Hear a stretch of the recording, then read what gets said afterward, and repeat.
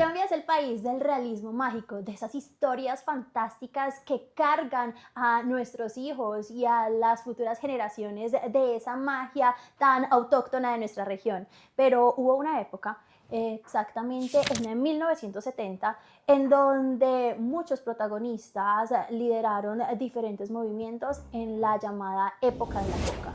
Hoy, 40 años después, tenemos a una de esas leyendas vivas que hoy nos cuenta su historia, aquí hablando sin restricciones, sin manipulación y sin miedo. Él es Carlos Enrique Leder y hoy le damos la bienvenida a Sin Censura. Les doy mi saludo y gracias por invitarme a tu programa y saludo a todos tus televidentes desde Armenia, Quindío, en la maravillosa República de Colombia. Carlos, bienvenido a este espacio, bienvenido a 21 en Informativo y por supuesto nuevamente darte la bienvenida al territorio quindiano, un territorio que llevas en el corazón. Muchas gracias, es sumamente grato haber logrado retornar. Nacimos afortunadamente en Colombia, uno de los territorios más fértiles que produce la flora, las plantas y las gentes, los ciudadanos, muy industriosos, muy dedicados, muy verticales, muy cristianos. Tuve esa suerte y vengo a disfrutar esa suerte de la amistad de los conciudadanos. Carlos, ¿cómo te recibe el departamento del Quindío después de más de 40 años de no pisar este territorio y hoy te tiene como una celebridad, no solo aquí en estas tierras hermosas, sino en todo el país y diría yo que a nivel mundial? Indudablemente que Colombia es totalmente evolucionante en sus gentes, en su cultura, en su literatura. Y tuve la idea y persistí en ella de escribir mi autobiografía, ya como padre, como abuelo, como un hombre de casi 80 años que retorna a su patria y decide contar sus experiencias. Yo creo que no solamente la nueva generación de colombianos está muchísimo más preparada para enfrentar el futuro glorioso que se merece que en la época en que yo crecí, que no existían ni teléfonos inteligentes. Eso le digo. Carlos, y es bueno, muy impresionante llegar nuevamente a estas tierras. ¿Qué fue lo primero que sentiste cuando llegaste al departamento del Quindío? Porque sé que lo llevas en el corazón. Me tocas el corazón con ello. La tierra, la altura a la cual uno nació, la longitud y la latitud del sitio donde uno por primera vez vio la luz, donde escuchó las primeras palabras, donde respiró los primeros aromas de cafeto, el olor del guayabo, el olor de las frutas del Quindío. Eso, cuando yo descendí en automóvil la línea después de 40 años de ausencia, fue lo primero que me impactó. El aroma dulzón, perfumado, exquisito de la tierra colombiana. Y Colombia se caracteriza precisamente por eso, por el sabor del café, ese cafecito que caracteriza no solo a Colombia, sino al territorio quindiano y que aquí ha generado muchísimo empleo, pero también ha generado un reconocimiento internacional precisamente por su sabor, pues ese... Hablando de café. Ay, señor Carlos, ¿cómo está? Ave María, vea, qué vergüenza yo me le siento por aquí. A mí me mandaron a traerles cafecito, vea, bendito sea mi Dios. Bueno, Vanesita, ¿cómo está, mi amor? Muchas Tan gracias, bella? Chilita. ¿Qué están haciendo? ¿Qué están haciendo ustedes aquí? ¿Me invitan? ¿Qué hacen? Bueno, le cuento, Chilita, que estamos por acá hablando con don Carlos Ler. Creo que usted lo conocía, usted me habló de él varias veces. Usted de pronto no se acuerda de mí. Yo trabajé allá en la posada alemana, en la pajarera. Oh, Yo estuve por ahí. eh, Hasta cuidando los leones y todo. A Marta la leona me acuerdo mucho ahí. Con Capeto también, que era el león, me acuerdo, patentico. Don Carlos, está bueno verlo por acá. confiésote que te has conservado muy bien. Ah, Eso fue hace como 100 años. En la época de UPA prácticamente, con decirle que la violencia no había llegado a Colombia. En la época de solamente Jeep. De solamente Jeep, eso sí, para que oiga cosas de... Oíste, Carlos, salud, bendito sea el Señor. Anecita, venga. Brindemos con la bebida que nos representa y de lo que estábamos hablando precisamente, un buen café colombiano, un buen café de nuestra tierra. Oh. ¡Ay, qué belleza! Niño, por ahí, pues cierto, una que es como metidita, bendito sea el Señor, pero ¿qué más va a ser uno? Ay, Vanesita estaba hablando de qué fue lo primero que te tocó a ti el corazón en el Quindío y todo. Cuando llegaste al Quindío, ¿qué fue lo primero que tú empezaste en querer hacer? Abrazar las flores más bellas que hay en el Quindío, que es la mujer quindiana. Ah, eso sí. Carlos, cuando llegaste al Quindío, bueno, vamos a retomar mayo del 2025, tú llegas a Colombia, pues sabemos que hubo esta situación en el aeropuerto El Dorado, luego ya con el proceso de la abogada confirman que en efecto ya has cumplido con tu deuda con la ley. Llegas al territorio quindiano, te bajas, nos estabas contando que hueles el olor a esta tierra cafetera maravillosa de la que estamos enamorados.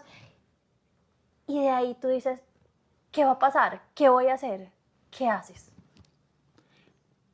Es una incógnita, pero mi determinación de retornar a Colombia desde Alemania, donde viví 5 años, en libertad, claro, retorné temporalmente. No venía a quedarme, a residir, venía por 90 días porque teníamos la Feria del Libro en Bogotá.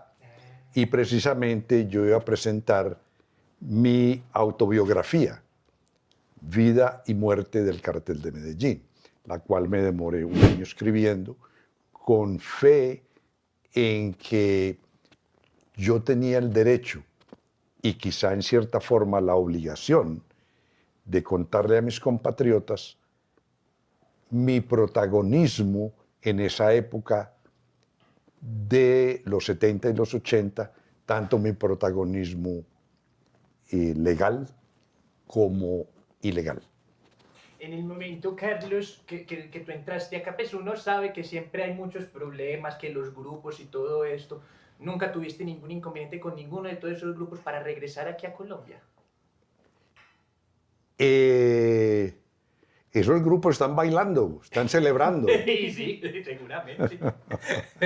¿Cómo Todos queremos a Colombia. Tenemos diferentes ideologías, pero todos queremos a Colombia y queremos la paz para Colombia. Y que todos se ganen la lotería sería el sueño real. Qué bueno, no, bendito sea mi Dios. Es que nadie tiene la plata que yo debo. Correcto.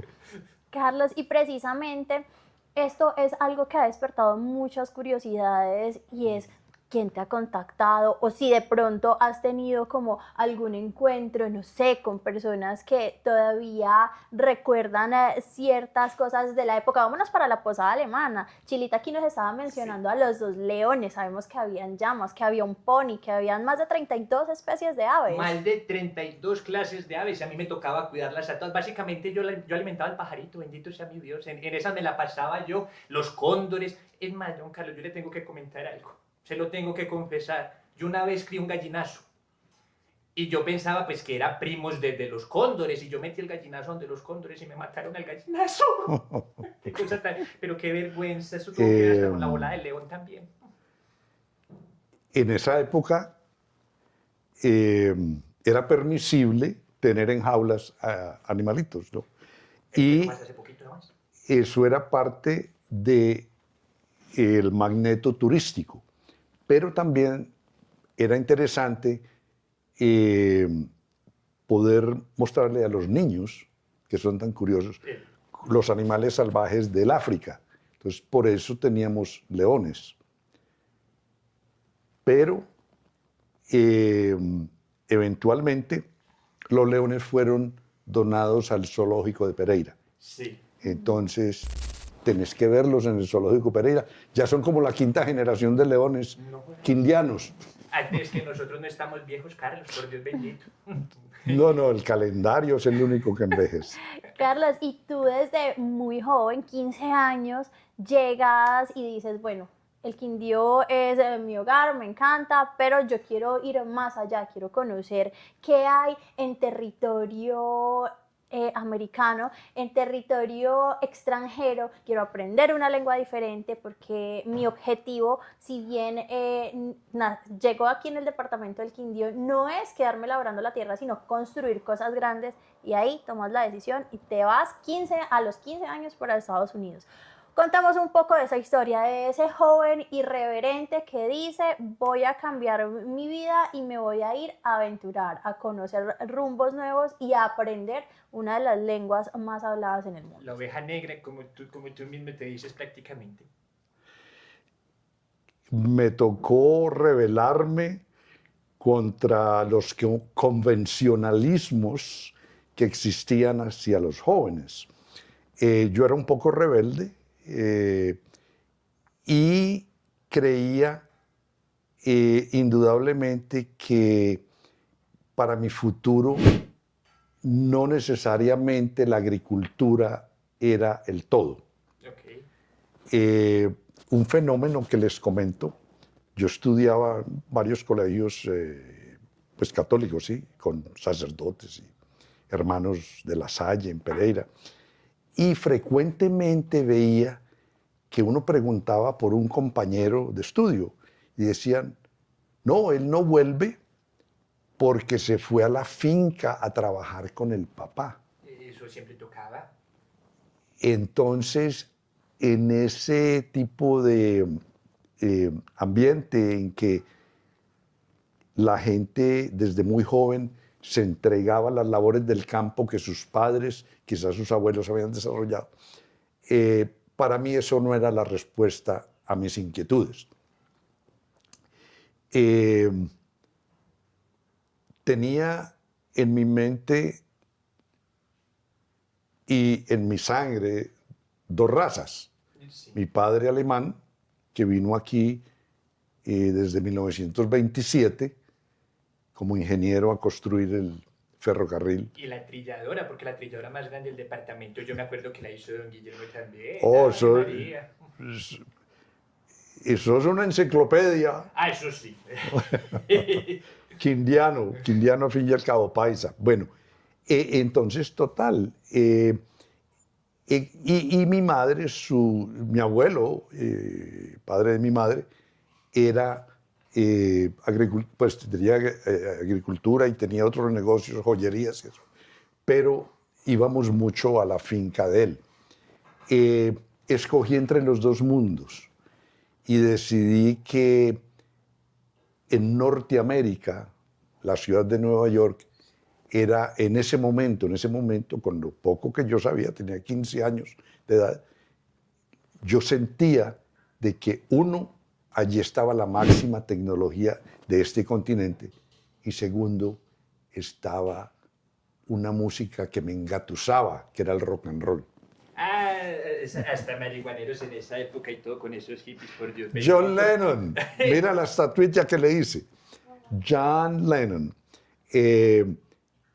Creímos, no solamente yo, sino muchos del Quindío en esa época, en este fenómeno musical, porque John Lennon no era un veterano músico, sino que era un joven como nosotros, tocando sus guitarras y cantando la lírica, las palabras, el mensaje de la juventud de avanzada. Eso me engatusó. Me fui para Nueva York a los 15 años. Y la meta principal cuando tú llegas a un país extranjero a residir es, número uno, aprender el idioma lo mejor posible. Eso hice y eso logré. Aquí que no hemos podido hablar con el español ni siquiera. Oíste, Carlos, yo te quería hacer una consulta. Dentro de los mitos y leyendas y todo que hay, que incluso hasta por ahí en una serie, ni vale la pena mencionarlo, que supuestamente hablaban de ti, decían pues que a ti te tocó arrancar completamente de cero, que básicamente eras un pobre país así horrible arrancado. Pero aquí lo que estamos viendo y nos estás contando es que tú realmente no empezaste de cero. Es interesante tu anécdota y me agasajas con ese detalle, pero te confirmo que yo aprendí humildad, pero la aprendí después de unos golpes muy duros que me dio la vida. Yo era soberbio, era arrogante, era machista y era lo que llaman hijo de rico. Entonces, no surgí de la pobreza, surgí en rebeldías por otros tipos de alternativas.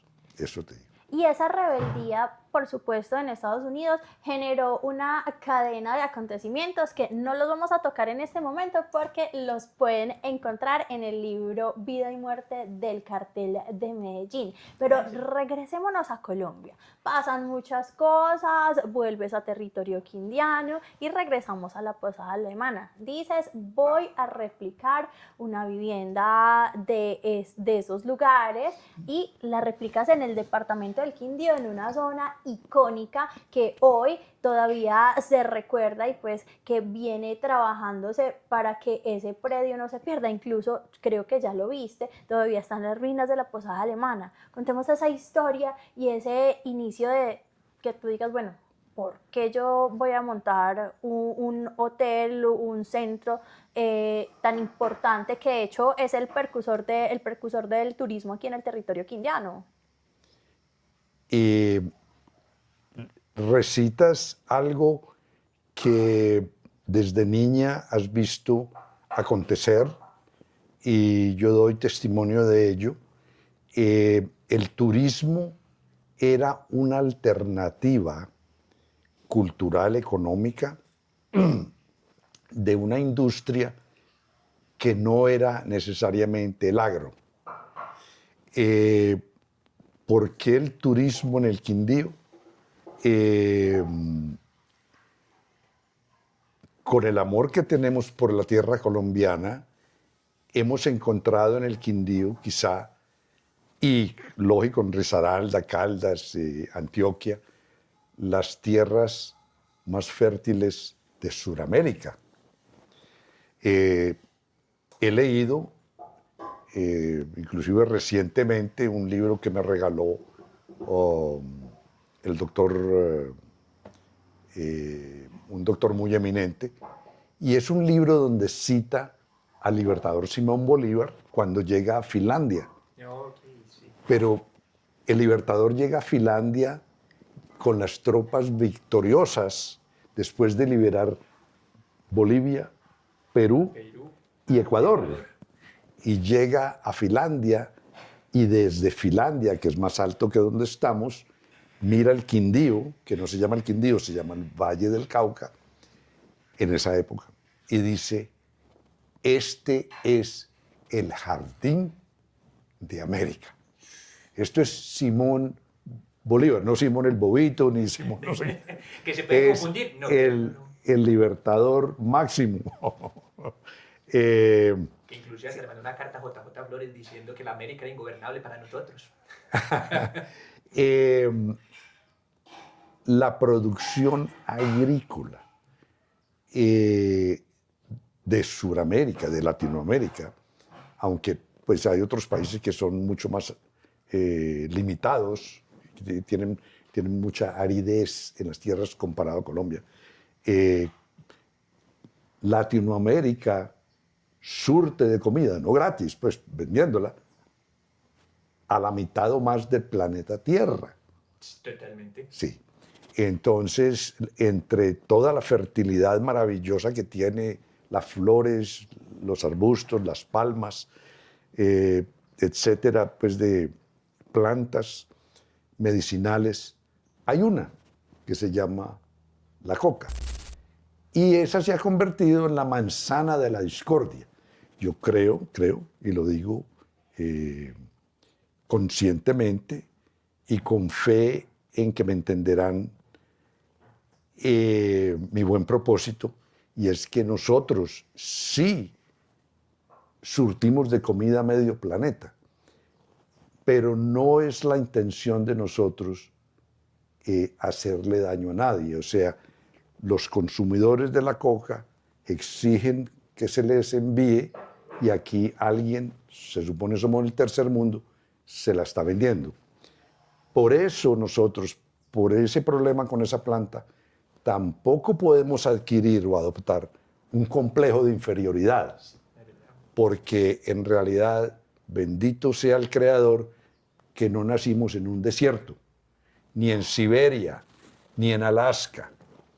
Entonces, hay privilegios que tenemos, la producción 365 días al año de productos alimenticios que tiene la tierra colombiana llena de nutrientes y que aquí todos los días es verano y que cuando llueve se fertilizan esas plantas. Ok. Carlos, yo te quería hacer una... Estamos todavía en el Quindío, ¿cierto? Estamos ¿O en el nos devolvemos Quindío. para dónde? No, nos No, quedamos en el Quindío estamos en el todavía. Quindío, estamos en no, Posada yo Alemana. pregunto, ¿cierto? Bendito sea el Sarco. Carlos, yo te quería hacer una pregunta. Yo me acuerdo y todo cuando estábamos allá, cuando se iba a hacer la inauguración de la discoteca John Lennon, como si hubiera sido ayer, papi, me acuerdo patentico, que inclusive pensaron a llamar a la que era la esposa de John Lennon en aquel entonces, Yoko Ono y todo eso, pues que canta mejor la Tigresa del Oriente, pues sí, ¿para qué? Pero pues ahí sí, en ese orden de ideas, ella sí aceptó, Shakira es la reina de la canción. no, sobre todo el despecho, ya estamos que la Yo, volvemos eh, ¿Cómo fue toda esa total. locura con lo de John Lennon, la inauguración de eso? Porque es que fue el hotel más importante de todo Colombia y que abrió el turismo. E incluso trajeron al obispo a que bendijeran la zona. A Monseñor Castrillón de Pereira, fue sumamente amable y vino a la inauguración del Hotel Posada Alemana hace muchísimos años. Y tal es el ritual tradicional de nuestras costumbres cristianas, de que cuando un sitio importante o un hogar nuevo se hace, el sacerdote viene y lo bendice. Tuvimos ese gran privilegio y la expansión del Hotel Posada Alemana creó algo que en cierta forma se había pronosticado, y era la propagación a nivel de todo el Quindío de proyectos turísticos, incluyendo el rehabilitar las fincas, modernizarlas, hacerlas habitacionales a estándar de 5 estrellas, y permitieron así darle albergue, habitación y gozo a millones de turistas que llegan al departamento del Quindío. Es que las personas más importantes en esa época, yo me acuerdo, y siempre llegaban, era directamente a la Posada Alemana. Es más, nos pasó también un problema que una vez les dio por poner un berraco helicóptero ahí a la mitad y nos levantaron casi todas esas tejas. Casi, oiga, qué embalada nos metimos con eso. Ahí me tocó a mí abrirme con el papagayo, que el papagayo mantenía aquí colgadito en el hombro mío, me acuerdo mucho. Yo te quería hacer una pregunta ahorita que mencionamos lo de tus inicios y todo. Hay mucho murmullo en el departamento, siempre lo dicen, que la posada alemana, ¿por qué la quitaron? O que si la posada alemana fue una herencia tuya o si tú fuiste el que la montó. Chilita, ¿qué es lo que le pasa a usted con esa alarma? Las pastas, las ok. pastas, ahorita que tengo las de la presión. El evento de la posada fue consecuente a que mi padre había abierto en 1931 la pensión alemana en el centro de Armenia. Él abrió la pensión alemana con la visión de hospedar al más cómodo nivel posible a los extranjeros que trabajaban en esas compañías de construcción con él y otros técnicos extranjeros que venían, y claro, a gente de alcurnia, hay que decirlo así porque era un sitio bastante exclusivo, y entonces allí él estableció la pensión alemana, y tengo fotos que le voy a dar a Vanessa para que las exponga, porque en realidad eso es historia del Quindío y el inicio, los primeros pinos de la industria turística que hoy tenemos. ¿Y tú cómo proyectabas esa industria turística en esa época? ¿Qué te imaginabas cuando dijiste voy a abrir la posada alemana? Tuve una suerte, y era de que en una u otra forma un amigo me invitó a conocer la montaña que fue el Hotel Posada Alemana, y era la montaña primordial, que es un mirador donde se ve los tres nevados, se ve el Valle de Cocora, que está calificado en la National Geographic o Geografía, unas revistas y televisión que hay mundialmente, como uno de los sitios más hermosos del mundo y patrimonio de la humanidad. Entonces, allí se veía el pueblo de Salento, pero resulta que de Salento a la carretera principal era una trocha. Entonces, Salento era un macondo. Ni tenía acceso a la carretera principal, ni nosotros, los quindianos de la ciudad, teníamos acceso a Salento. Ahí entra una de las preguntas también mías, pues papi, ¿cierto? Ahí pues ahí uno que es metiche, me limpio un poquito el lente. Por ejemplo, siempre se habló de que, como lo acabas de decir, Salento no tenía ingreso, la única carretera de ingreso que había era la de Juan Bosco, por la parte de abajo, y que todavía sigue siendo trocha, ¿sí? Correcto. Muchos se hablan de que fuiste... Buena memoria, buena memoria. Ay, ahí se hace lo que se puede con lo poquito que se tiene. Que básicamente tú, Carlos, fuiste el que donó la carretera que hoy en día conocemos, por donde pasa la principal, hasta abajo, hasta la entrada de Boquía, o sea, por donde está la entrada de Juan Bosco. ¿Qué tan cierto es eso? Eres un soñador, pero te confirmo esto, de que yo sí hice lo necesario para conversar con la gobernación, proponiendo que pavimentaran la carretera de la principal a Salento.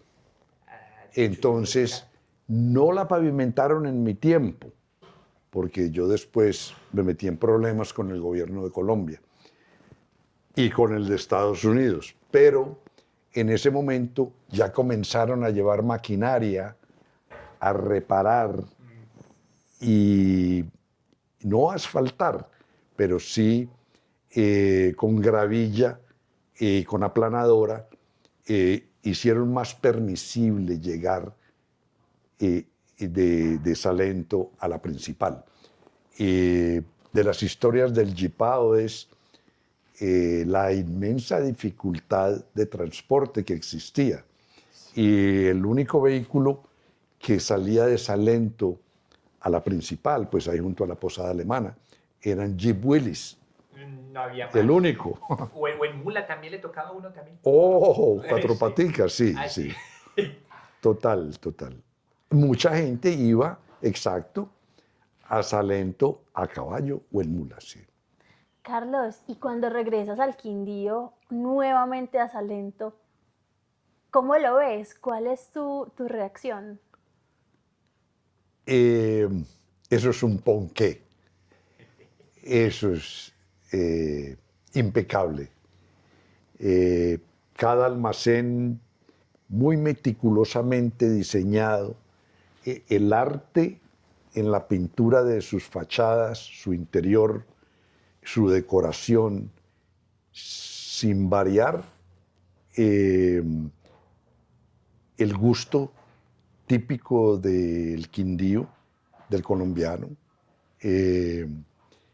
Es un sitio que tiene un magnetismo muy especial. Sus restaurantes son excelentes y carece un poquito de parqueadero de tantos miles de visitantes que llegan. Pero es un sueño convertido en realidad, que Salento y las gentes tan virtuosas que hay allí, los ciudadanos, conciudadanos, han tenido esa disciplina de perseverar y hoy día es uno de los centros turísticos más visitados y más apetecidos de la República de Colombia. Totalmente. Vení, Carlos, yo te hago una consulta de lo que tú extrañas, de lo que en algún momento fue la posada alemana. ¿Hay algo que recuerdes que a ti te toque el corazón y diga, me extraño eso? Pues aparte también de la estatua de John Lennon, que lastimosamente ya terminó así como la honradez en el Congreso, acabada, se perdió por todo ahí, bendito sea el Señor. No nos vamos a meter en política, No, te eso digo. lo dije yo, eso lo dije yo, eso lo dije yo. Eso lo dije yo, pero es que yo de política no sé, yo La no me meto. época, yo pues no me meto, no intervengo en política públicamente. Sí, sí, sí. Soy obviamente muy racional en lo que digo, pero no en política. No sé de política, pero tienes mucha razón. En el Hotel Posada Alemana tuvo su época, ahora ya escuchando personas de mucho prestigio y mucho poder administrativo y gubernamental aquí en el Quindío, me han confirmado que este año inician la instalación del primer telesférico. Que ojalá, Bueno, Dios mío, qué para que bonito. montemos Ah, sí, ahí en montamos. teleférico, tomemos fotos. Eso sí, es más, hasta sí que consiguió. Llevamos a Vanessa. Claro, porque es que me toca hacerles contenido, Tocó obviamente. trastearla también, bendito sea mi Dios. Eso es, es muy puntual, porque en este momento entiendo de que existen planes, no los he visto, pero existen planes de convertir la posada en propiedad de la gobernación del Quindío. En el 2022 la entregaron. Oh, qué bueno recordarme, o sea que ya debían haber hecho eso. Ah, pero estamos en el país del Sagrado Corazón. Bueno, del Sagrado Corazón, y la mula, y el burrito, y la guadaña. Creo que van a guadañar, van a limpiar el campo de la posada y la van a convertir a lo que fácilmente se debió convertir desde el 2022 en un parque ecológico. O sea, lo que hicieron con la Nápoles, en resumidas cuentas. No sé qué hicieron con la Nápoles, Lo pero... volvieron zoológico. Oh, Eso entonces no. vamos a tener que ir al África por los animalitos. Ah, pero vea, me encanta porque aquí ya nos dimos cuenta de dos premisas. Uno, que tú no sabías pues, lo que había pasado con Nápoles y ahorita con la posada alemana, que ya lo sabe, y es premisa para los que nos están viendo. Vea, qué belleza. Apenas ve el culo para los calzones. En realidad, la fertilidad del Quindío, su flora de por sí, el que buena semilla siembra, buena cosecha coge. No es sino sembrar las semillas de flores. Hay mucho árbol allí, hay mucho pino, hay mucho eucalipto, es muy hermoso. Y en realidad necesitamos más parques para recrearnos y los niños, ¿sí? Los hijos de nosotros o los nietos vayan a pasearse allí los fines de semana o cualquier día. Es muy importante tener en cuenta que como colombiano comparto la posición de muchos colombianos en que queremos que nuestros hijos sean mejores que nosotros, más saludables, más cultos, más inteligentes, más disciplinados. Y la industria turística, Carlos, es un factor fundamental, uno, para dar a conocer la historia, para culturizar más tanto a las generaciones pasadas como a nuestras nuevas generaciones, para que se conozca la historia. Pero quiero que cambiemos un poco el tema, porque ya hablamos de la posada alemana, sé que aquí hay mil historias por contar, tú eres una enciclopedia andante, pero el departamento del Quindío te recuerda, Chila también. Pero el departamento del Quindío tiene algo muy particular, y es que te ha acogido con un amor incondicional y recuerda muchas historias. Una de ellas, de hecho, creo que fue en el municipio de La Tebaida, que encontramos a un bombero. Coincidencialmente estábamos hablando de extracámaras y nos contó que tú fuiste el que donó el primer carro de bomberos, pero que también fungía como ambulancia en el municipio de La Y Tebaida. grúa después. Sí, y recuerdo que en esa época, pues hace 40 o 50 años, compartíamos con las necesidades que tenía la comunidad, necesidades básicas. Yo estaba bastante joven en esa época. No era un filántropo concentrado en hacer obras de caridad porque al otro día iba a fallecer, como hacen los grandes magnates antes de fallecer. Una realidad muy sorprendente fue de que mi superación económica me permitió ayudar a la comunidad en lo posible. Y esos detalles que tú cuentas fueron una realidad en que en el mundo cristiano es la filosofía de que dar de beber al sediento, de comer al hambriento, darle cobija al que tiene frío. Había la factibilidad, la posibilidad de ayudar en esas emergencias con una ambulancia a un hospital que no tenía ambulancia, que era el de Tebaida. Había o existió la facilidad de entregar una grúa o un carro de bomberos a una estación de bomberos que carecía de grúa.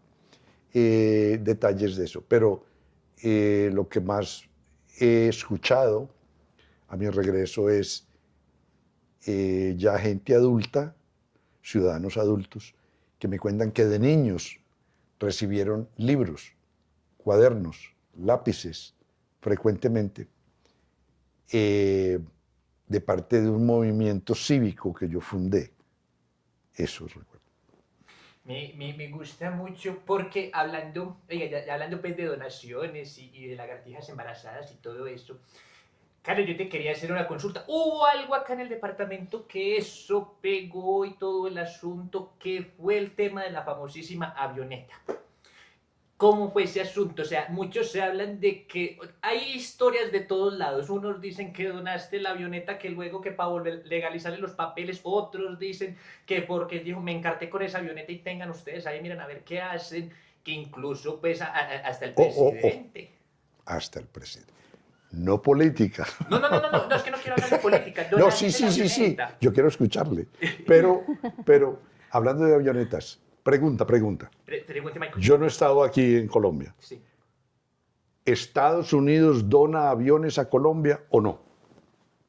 Ah, sí, pues dentro de las últimas, aunque no creo porque al presidente se los cobraron muy caros. Pero venga, este no es el hecho, pero... No, o sea, no le estoy apretando el brazo para que me diga lo que yo quiera. no, pero es que es verdad, sino o sea, sí los dan. la donación de aeronaves, porque ya inventaron el avión. De los que salen, básicamente. Chila, la pasta. La pasta. Váyame contando que yo no Mira, entiendo para qué vaya. hubo un hecho interesante, y es de que yo un día vine a Colombia en mi propio avión, aterricé en Armenia, y mi avión era el único avión del aeropuerto. Y yo dije, ¿cómo es posible que aquí exista esta hermosura de aeropuerto en Armenia y no hay aviones. Es como una estación del tren sin trenes, un puerto marítimo sin barcos. Yo dije, aquí hay algo que no, esta foto no cuaja. Entonces, hacía poco el Quindío se había convertido en departamento. Sí. Teníamos gobernación y gobernador. Y el gobernador y sus asesores, para ir a Bogotá, se tenían que ir por Pereira o por Cali o por... Si no había forma. En veces aterrizaba aquí uno que le decían aerotaxi, una avionetica de 8 personas. Entonces, el gobernador del Quindío no tenía acceso inmediato, ni sus asesores, a Bogotá, cuando ya se había inventado el avión hace 100 años. Entonces, opté por donar un avión pequeño para 8 personas a la gobernación del Quindío. Y lo doné. Y lo aceptó la gobernación y le puso la matrícula colombiana. Y después ocurrió de lo que tratamos o debemos de evitar en este momento de elecciones, y es hablar de política. Alguien le puso presión al gobernador, mediática o como fuera, y el gobernador entonces decidió salomónicamente vender el avión. Entonces le dije a un amigo, cómprele el avión a la gobernación. Y el amigo le compró el avión a la gobernación. Con el dinero que la gobernación adquirió por el avión, $7 millones.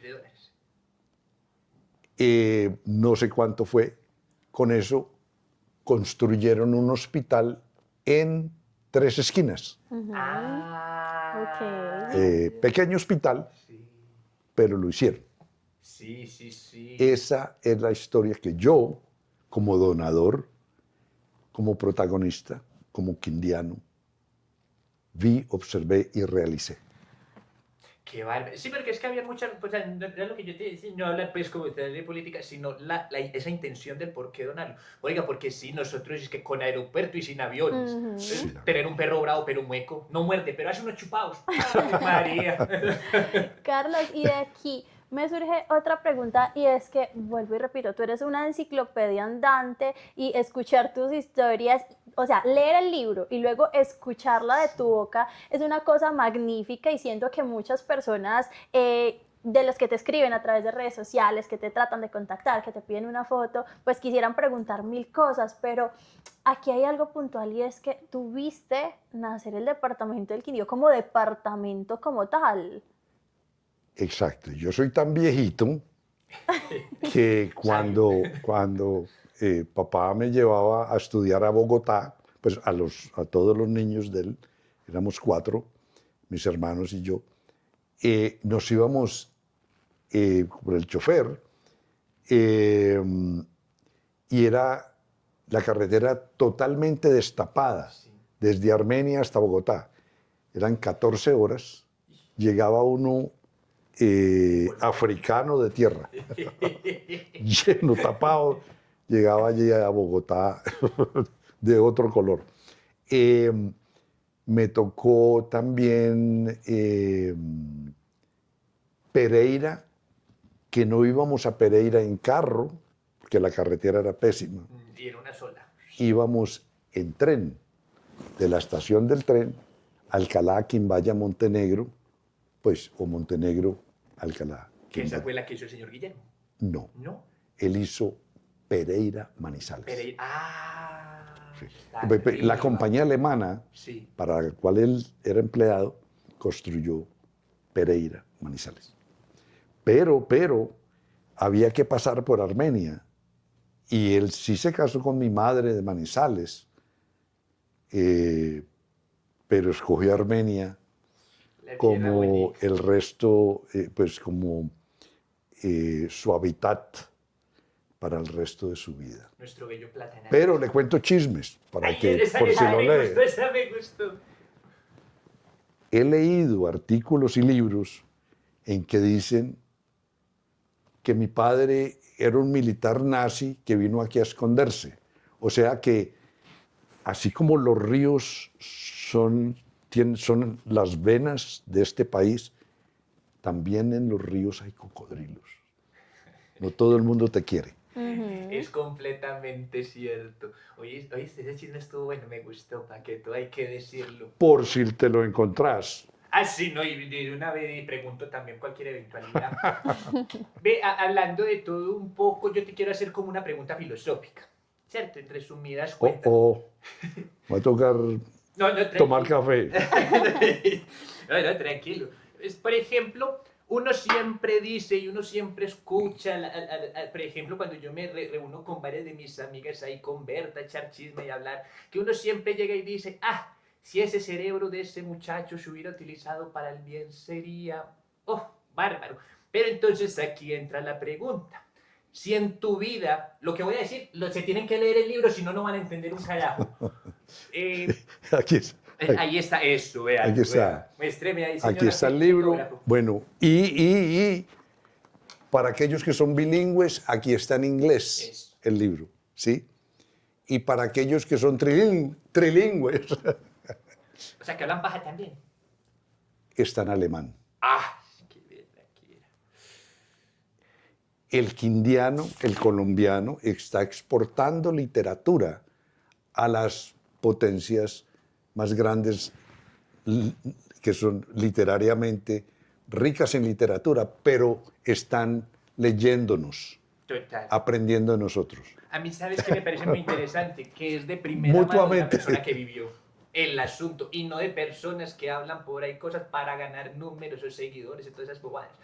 Pero bueno, volviendo al punto, si por ejemplo en tu vida no hubieses escuchado que estaban vendiendo un carro nuevecito en $300 y tú con una camioneta destartalada de $200, si tú no hubieras escuchado esa conversación, no te hubieras metido a eso que de pronto fue el quiebre fundamental de las decisiones de tu vida, ¿en qué crees que Carlos Leder hubiese resaltado con la misma disciplina y con el mismo poder de querer conseguir las cosas?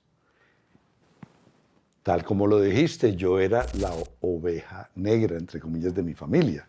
Yo era rebelde y, en cierta forma, en Nueva York decidí involucrarme con una banda que negociaba con carros robados. Y ahí me inicié en una escuela de crimen, lamentablemente. Y eventualmente ello me costó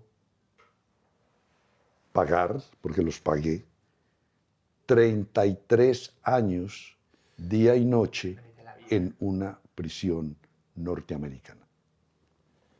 Pero ¿y entonces en qué crees que hubiese sido ese cerebro? ¿En la escritura, por ejemplo, ahorita que estás escribiendo? ¿O de pronto algún otro negocio te llamaba la atención?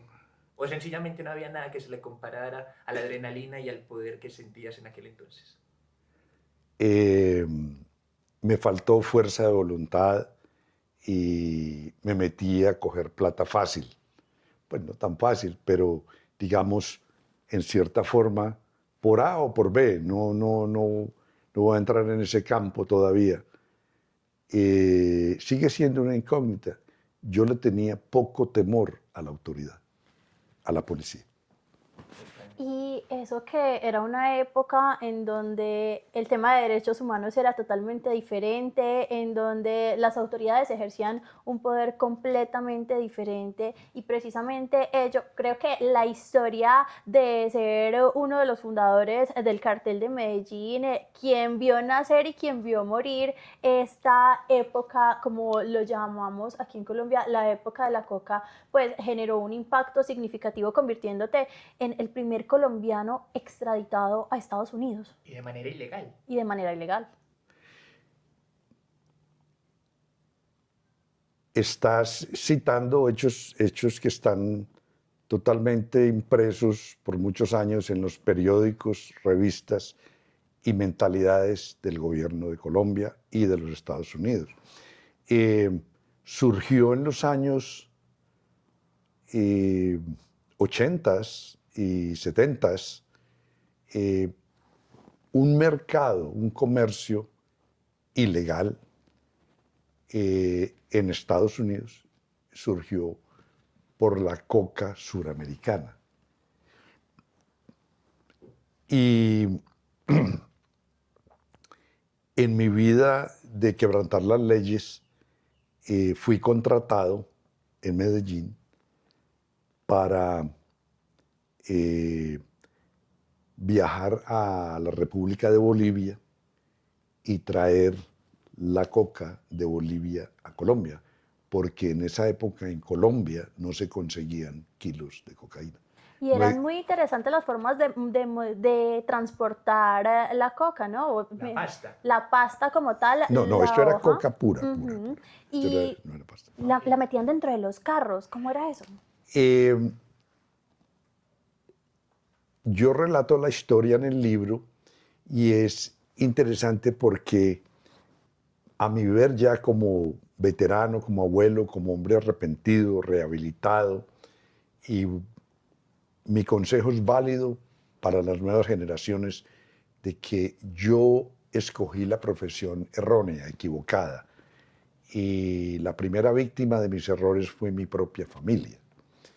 Que hubo abusos de poder de parte del gobierno. En esa época el gobierno era manejado por caciques políticos, hace 40, 50 años. El caciquismo era el dueño de la prensa, de la opinión pública y de las leyes. No ha cambiado mucho. Entonces, hoy día estoy feliz de que Colombia ha progresado muchísimo culturalmente, institucionalmente, administrativamente, jurídicamente. Mira lo que citó Vanessa. Yo llegué a Colombia y sí, todavía tenían una alarma en el computador sobre un caso mío, pero el caso hacía 7 años había prescrito, había expirado. Ya se había que archivar eso, prácticamente. Total, pero no lo habían archivado en el computador. Entonces, afortunadamente, la señora jueza, al día siguiente o a los 2, 3 días después, porque era fin de semana, entonces tenía que esperar el lunes, dictaminó pues, que yo no tenía ningún... Ahora, yo soy un ciudadano del común, o sea que no tengo ningún poder mental mayor, pero antes de yo venir a Colombia, me presenté al consulado colombiano en Alemania y pregunté, y allí me dijeron que no debía nada. Pues me lo dieron por escrito. Entonces, claro, me vine a Colombia porque no debía nada. Entonces, no hubo mayor intranquilidad en mi persona. Si no lo hubiera llamado usted. Ay, no, eso sí, yo llego, bendito sea mi Dios. Oíste, Carlos, aquí una pregunta así como de medio de morbo. ¿En qué momento te diste cuenta que por más plata que gastaras, la plata no se gastaba?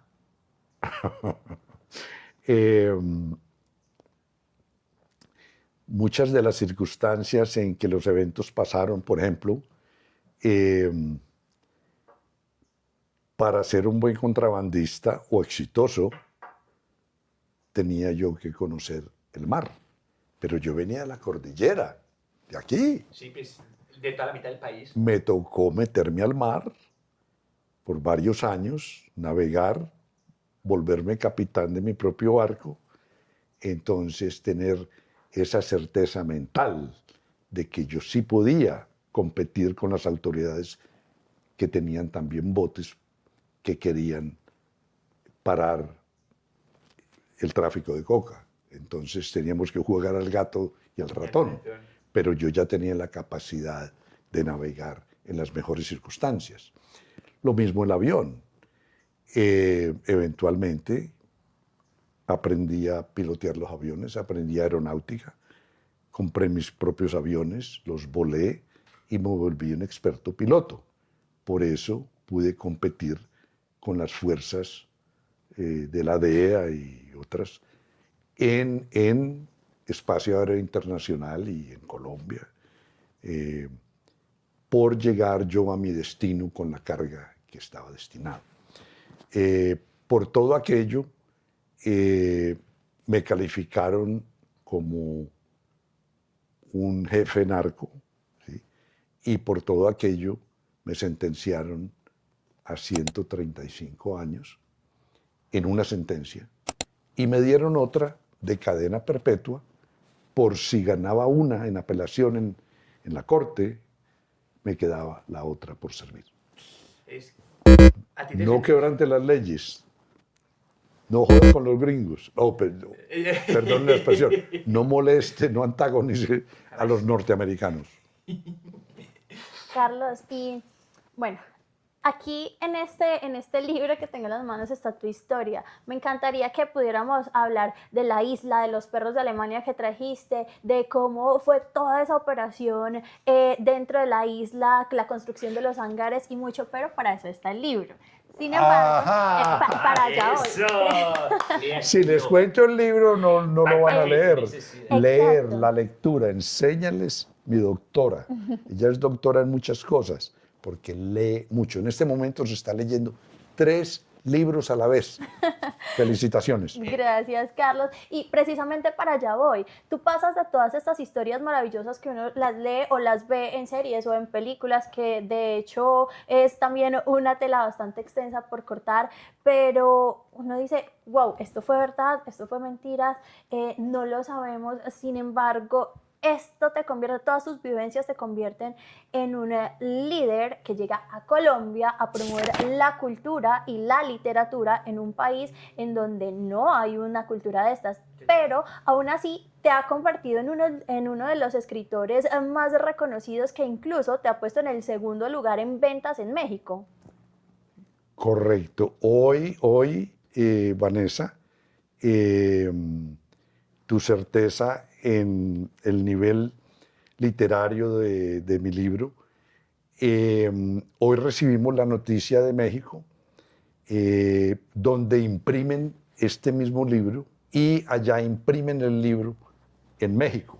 Entonces, la maquinaria de promoción, de publicidad del libro ha sido extraordinariamente exitosa. Entonces, no solamente el escritor, el tema, el tópico, el momento,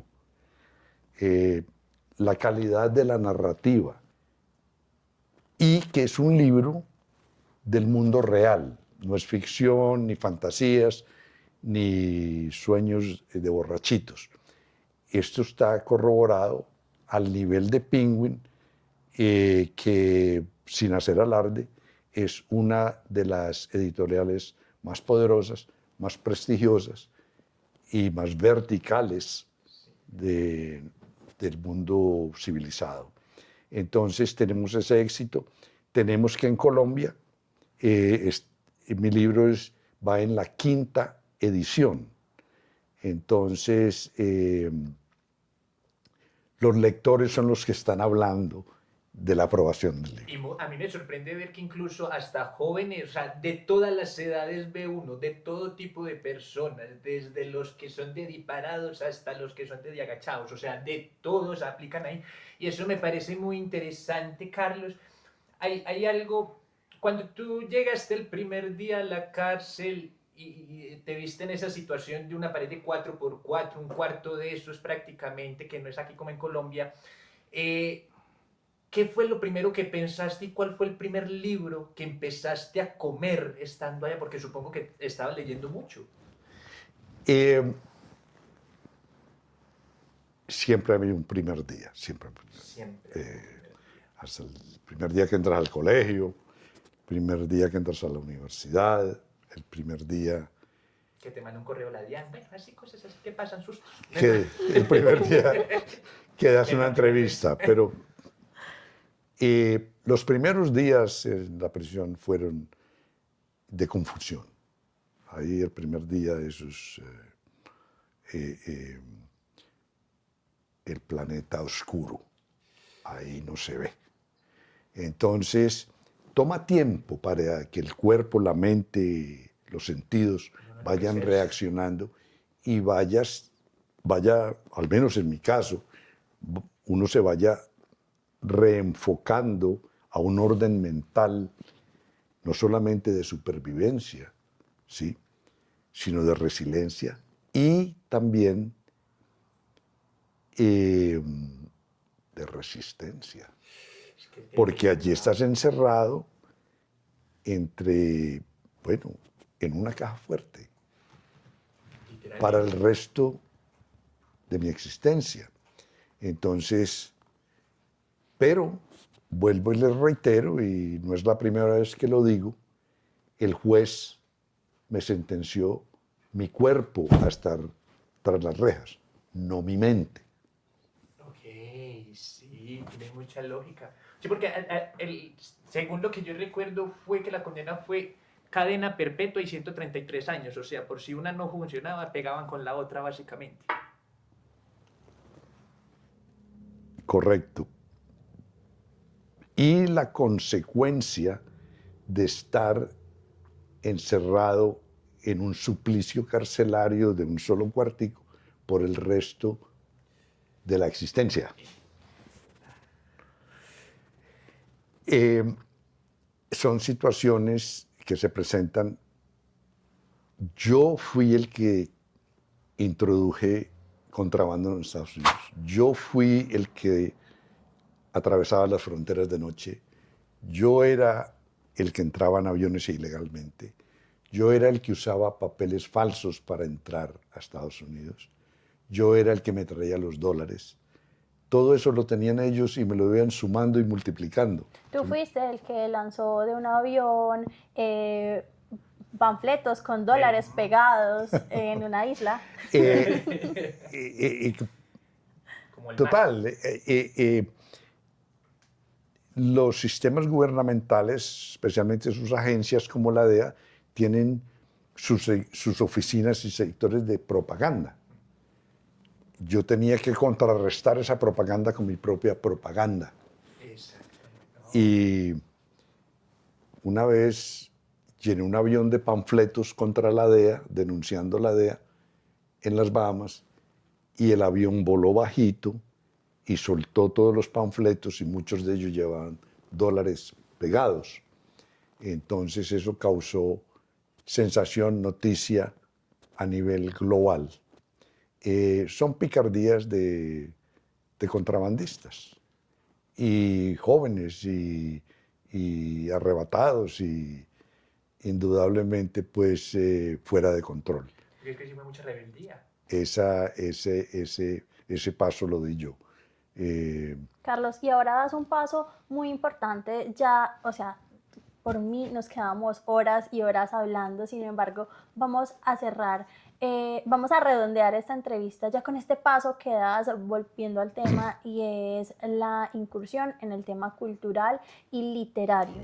Pero entonces, antes de que él responda esa, porque esa yo considero que sería de las últimas preguntas, quiero hacer una sola antes de. Carlos, la duda que muchas personas se tiran y que inclusive me lo preguntaron a mí alguna vez, ¿qué se siente saber que si no hubiese sido por la traición de un amigo, muy probablemente no estarías con nosotros? En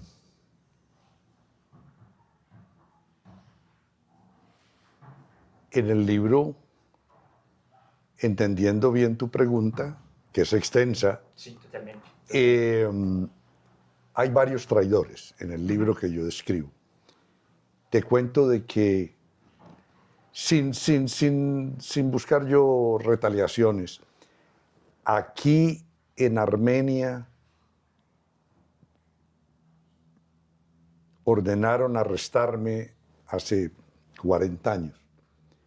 Y yo fui aquí en Armenia y me fui para la finca de un amigo. Y allí me quedé tranquilo, casi nadie sabía dónde yo estaba, pero la policía me estaba buscando. Ya había yo llamado a mi helicóptero, el piloto, que me recogiera en otra finca, en otra. Pues no faltó una persona, faltó. Todos me defendieron, pero uno solo, que yo había sido generoso con él, amable, le llené los bolsillos de platica, nunca le falté en nada. Pues él fue al DAS a decir que yo estaba en esa finca para que me arrestaran. Okay. Ahora, en el libro no lo digo, Sí, sí. pero por eso te digo, traiciones hay muchas. Afortunadamente yo le había ayudado con platicas a algunos del DAS Y te avisaron. y corrieron a avisarme exactamente a esa finca. Dígale a don Carlos que se vaya de la finca porque ya la policía sabe dónde está el escondido. Y a los 5 minutos el chofer me llevó para otro lado. Y al otro día, a la otra finca, vino mi helicóptero y me llevó para los llanos orientales. Entonces ya, adiós. Pero tú hablas de traición. Entonces, volvemos al caso. Lo que yo digo en el libro. No te metas en organizaciones criminales. Joven, no te metas, porque existe la traición, existe el robo, existe que te roban lo que tienes, el atraco, el crimen. No te metas en la vida de crimen. Lo digo como padre, como abuelo. Cada cabeza es un mundo, así como en cada dedo tenemos una huella diferente, todos pensamos distinto. Pero es mi obligación como hombre rehabilitado recomendarle a las nuevas generaciones que no quebranten las leyes. ¿Por qué? Porque en mi época era distinto, era más primitivo el sistema policial.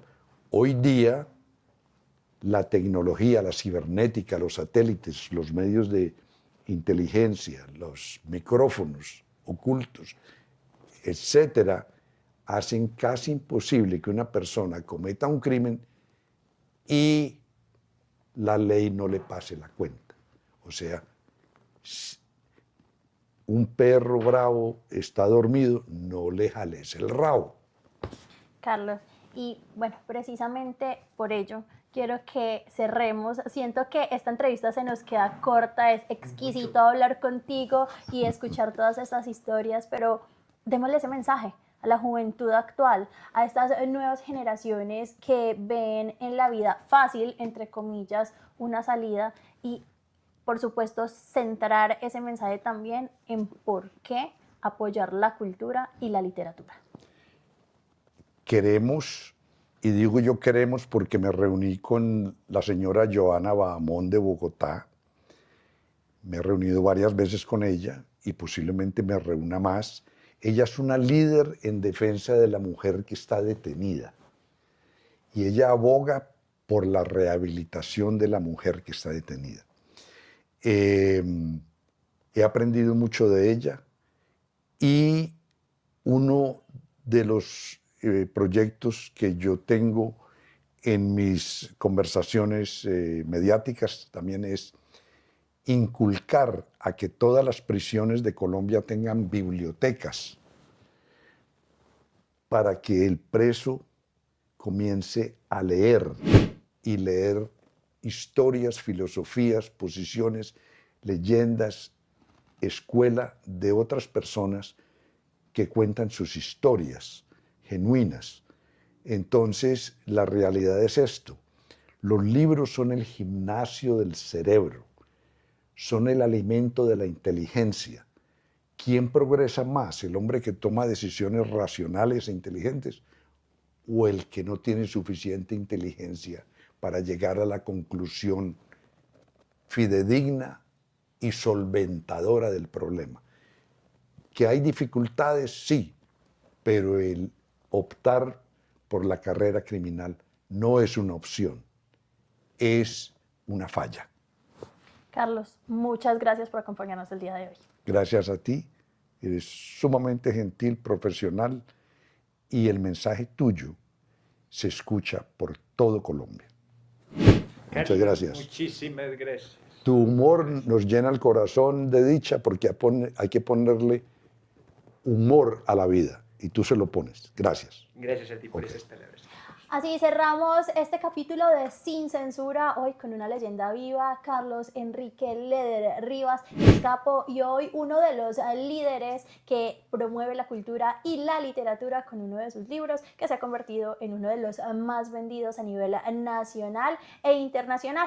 Aquí hablando en este programa sin restricciones, sin manipulación y sin miedo. Esto es Sin Censura y nos vemos la próxima. Lea que hay que leer, lea que hay que leer. Si no conoce su historia, ahí nos vamos a quedar. Carlos, muchas gracias. Nos faltaron muchísimas cosas, pero pues no, Te súper. digo, tus preguntas fueron magníficas, amplias, decididas, sinceras, a veces difíciles de contestar, pero yo por ti dejo de ir a la escuela. Tan lindo, gracias.